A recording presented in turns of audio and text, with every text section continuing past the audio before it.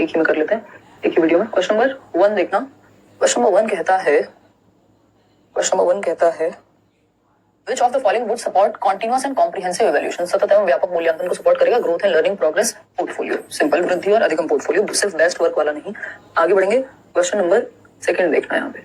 Question number 2 देखना। Question number 2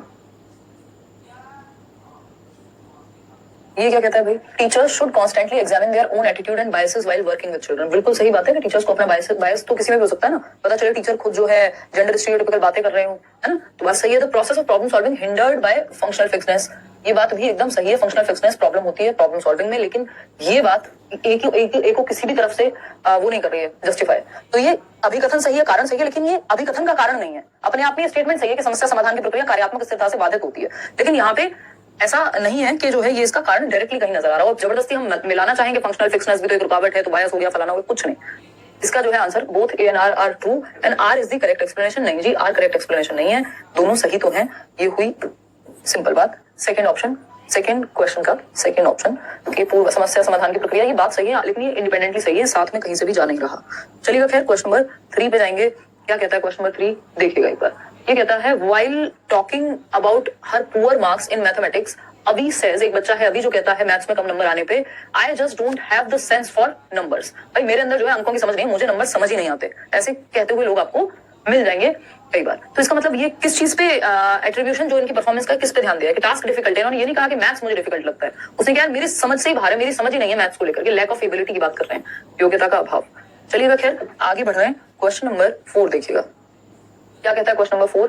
ये कहता है अकॉर्डिंग टू लेव Vygotsky's theory, which of the following is a recommended approach in order to optimize students' learning experience? बच्चे का अधिगम अनुभव बेहतर हो, उसके लिए Vygotsky किस बात को फोकस में रखेंगे? तो वो कहेंगे providing students with work that is completely unrelated, नहीं, providing students with work that is just beyond their current level of understanding with appropriate support and guidance। जो हम कहते हैं आपका स्कैफोल्डिंग कहाँ दी जानी चाहिए? जहां हल्की सी दिक्कत आ रही हो बच्चों को, just beyond the current level. तो छात्रों के वर्तमान स्तर पर आधारित उनको उचित समर्थन और मार्गदर्शन के साथ काम प्रदान करना। चलिए खैर आगे बढ़ते हैं। नेक्स्ट क्वेश्चन, क्वेश्चन नंबर 5 क्या कहता है देख लेते हैं। Which of the following statement best describes the role of the teacher in progressive education? बच्चे को एक्टिव रखना, फैसिलिटेटर होगा टीचर, बिल्कुल second option is the right answer. सुविधादाता के रूप में कार्य करेगा टीचर।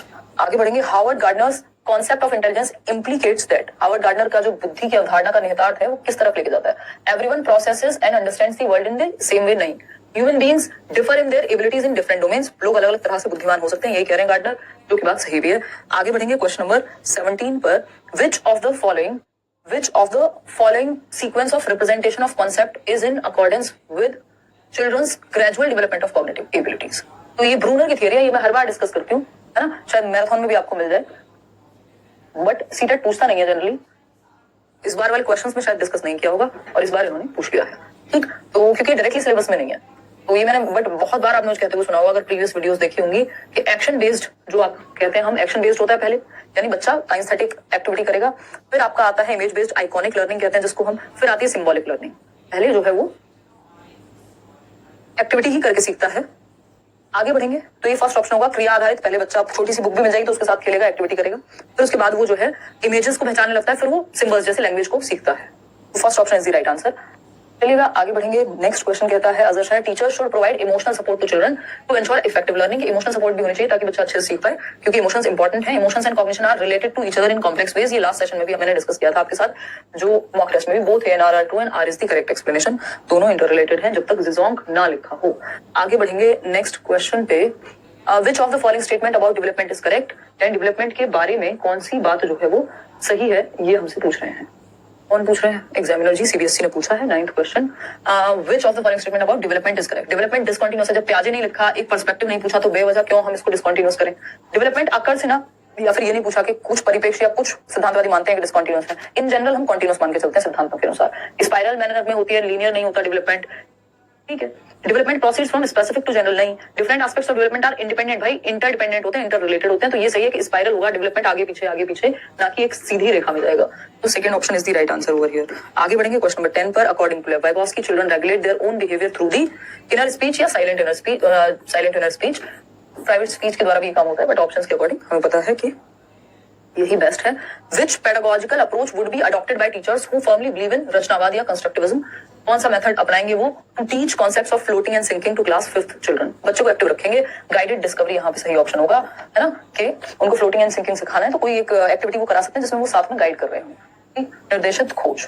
चलिएगा, खैर आगे बढ़ेंगे। क्वेश्चन नंबर, बच्चा सबसे ज्यादा जहां एक्टिव है वही ऑप्शन सही है। ये सिंपल फंडा हमने डिस्कस किया हुआ है। क्वेश्चन नंबर 12 देखिएगा।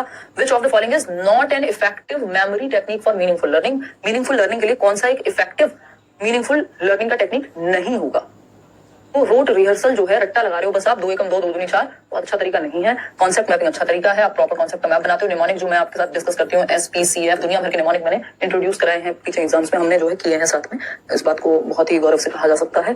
इलेबोरेटिव रिहर्सल, इसमें भी जो है ये भी बेसिकली ऐसी टेक्निक है जिसको आप प्रीवियसली जो आपको पता होता है उससे जोड़ते हैं, है ना, तो ये भी अच्छा तरीका होता है। इस पर फिर बहुत लंबी चर्चा होगी जब जाकर के इसको डिस्कस करेंगे कभी और। आगे बढ़ेंगे। Question number, which of the following is not a characteristic of a well formulated critical thinking question? तो एक अच्छा वेल फॉर्म क्रिटिकल थिंकिंग वाला क्वेश्चन जो है कौन सा नहीं होगा? जो मल्टीपल ऑप्शंस रखे, बिल्कुल सही बात है, क्रिटिकल थिंकिंग में होता है। फैक्चुअल इन्फॉर्मेशन पे बेस्ड हो, नहीं।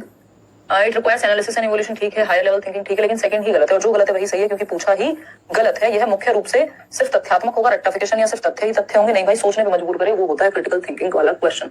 आते हैं क्वेश्चन नंबर 14 पर। ये कहता है classroom pedagogy should be culturally responsive to meet the needs of students from diverse cultural backgrounds. ठीक बात है। Equity in classroom can be ensured only through standardised curriculum, नहीं भाई, डिफरेंशिएटेड लर्निंग और फ्लेक्सिबल करिकुलम के थ्रू हो सकती है अचीव। तो A is true but R is false. Third option is the right answer over here.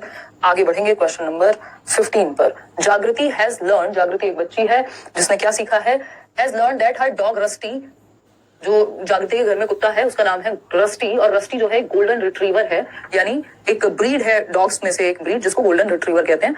और भी तरह की ब्रीड्स आपकी होती हैं, अब मैं उस पर नहीं जाऊंगी। When she sees another dog that looks similar to Rusty, अब एक और डॉग है जो सिमिलर दिखता है बट उसकी ब्रीड डिफरेंट है, तो वो उसको सिर्फ डॉग कहती है क्योंकि उसको ब्रीड नहीं पता कि ये पमेलियन है या कोई और है ना, लेब्रा है, व्हाटएवर इट इज। ठीक, तो according to Jean Piaget's theory of cognitive development which concept does this demonstrate? भाई एसिमिलेशन, जो उसके दिमाग में एटलीस्ट फीडेड इन्फॉर्मेशन उसके बेसिस पे वो बिहेव कर रही है। अगर नहीं एग्जैक्ट पता, लेकिन उसको ये तो पता है ना डॉग है, क्योंकि डॉग का स्कीमा उसके दिमाग में है, तो सिंपल है यहाँ पे समायोजन। आगे बढ़ेंगे नेक्स्ट क्वेश्चन पे। नेक्स्ट क्वेश्चन क्या है भाई? Heredity totally determine an individuals.